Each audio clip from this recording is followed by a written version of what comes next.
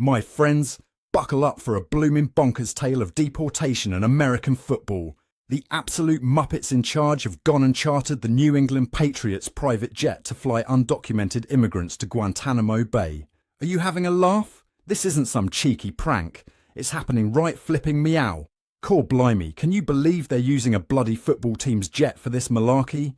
It's like old Donald's gone and decided Guantanamo Bay needed a bit of redecorating. Nothing says welcome to America like a Cuban detention center. If you think this story's as mad as a box of frogs, give us a cheeky like and subscribe, yeah? Now let's sink our claws into the nitty-gritty. This all stems from the Larkin-Riley Act, signed by Trump back in January. It's a real catastrophe, turning Guantanamo into a giant litter box for up to 30,000 immigrants. Blimey, that's more people than can fit in most Premier League stadiums. The act's got more holes than a piece of Swiss cheese, mandating detention without due process and labelling folks as high threat faster than you can say meow mix. But wait, there's more. ICE, that's Immigration and Customs Enforcement for you non-Yanks, has been on an arrest spree that'd make even the most agile cat dizzy. They're nabbing between 800 and 1,000 people daily. That's more than triple what they were doing under good old Biden. And get this, each of these flights costs more than my entire yearly catnip budget. We're talking over 852,000 quid per trip. For that price, you could buy a small island and start your own blooming country. Now, I know some of you might be thinking, but Ron, surely they're only deporting the real bad eggs. Well, my feline friends, it's not that simple. The first batch sent to Guantanamo included 10 chaps allegedly linked to some Venezuelan gang called Tren de Aragua. But here's the kicker. They're labelling these folks as high threat without so much as a how do you do in court. It's like calling someone offside before the match even starts. The legal boffins are having kittens over this. They're sharpening their claws faster than I do when I spot a new scratching post.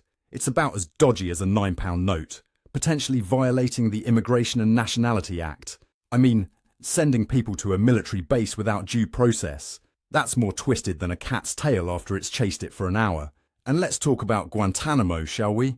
It's not exactly the Ritz-Carlton of detention centres. Reports say detainees are facing isolation, blocked legal access, and treatment that would make even the toughest alley cat wince. It's like Ellis Island, but with more barbed wire and less Statue of Liberty in it. This whole situation's got me feeling more hissy than a cat in a bathtub, I tell you. The international fallout from this catastrophe is hairier than a Maine Coon in winter.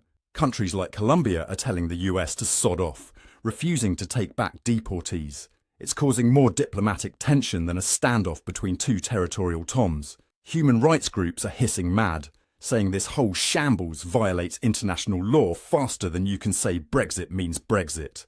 Now, let's scratch beneath the surface and look at the long-term consequences. This policy could leave a scar on America's reputation deeper than the ones on my favourite armchair. It's not just about the migrants, it's about what kind of country America wants to be. Are they going to be the friendly neighbourhood cat, or the grumpy old Tom that hisses at everyone? In the grand game of political cat and mouse, it seems the migrants are getting a raw deal, eh?